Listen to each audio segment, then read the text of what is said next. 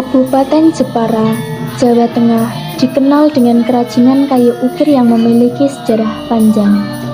Saking terkenalnya, kerajinan tersebut membuat Jepara dijuluki sebagai kota ukir dunia.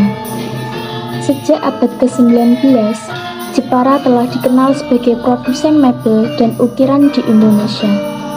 Produksi mebel dan ukiran bahkan telah menjadi bagian dari budaya, seni, ekonomi, sosial, dan politik yang tidak bisa dipisahkan dari masyarakat. Prabu Brawijaya. Kemasyhuran seni ukir Jepara menurut legenda berkaitan dengan Prabu Brawijaya dari Majapahit. Suatu ketika sang raja ingin melukis istrinya dalam keadaan tanpa busana. Dia pun memanggil pelukis dan pengukir bernama Prabangkara atau yang dikenal dengan nama Joko Sunggi. Prabangkara pun diberi tugas melukis permaisuri tanpa boleh melihatnya. Dia harus melukis melalui imajinasi sang raja. Meski terkesan mustahil, Prabangkara berhasil menyelesaikan lukisan itu dengan baik.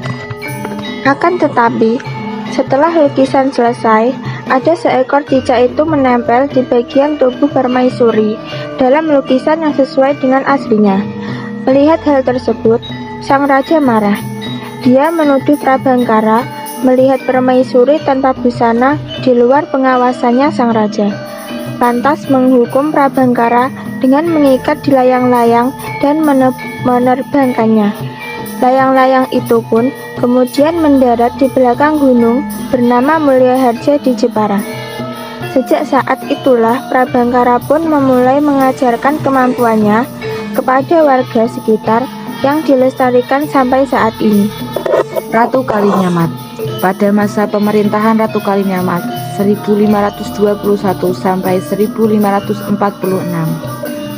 jejak seni ukir di Jepara sudah ditemukan sekitar tahun 1549. Sang ratu memiliki anak perempuan bernama Retno Kencana yang berperan besar dalam perkembangan seni ukir.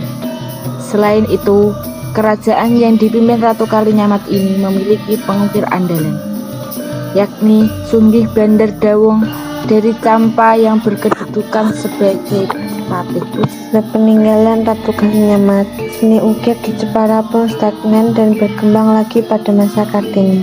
Kala itu Kartini memanggil beberapa pengrajin seni ukir dari belakang gunung untuk membuat ukiran di Kadipaten. Barang-barang itu kemudian dijual ke Semarang dan Batavia.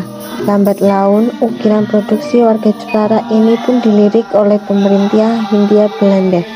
Bahkan Kartini sering menjadikan ukiran Jepara sebagai souvenir yang dikirimkan kepada sahabat penanya di luar negeri.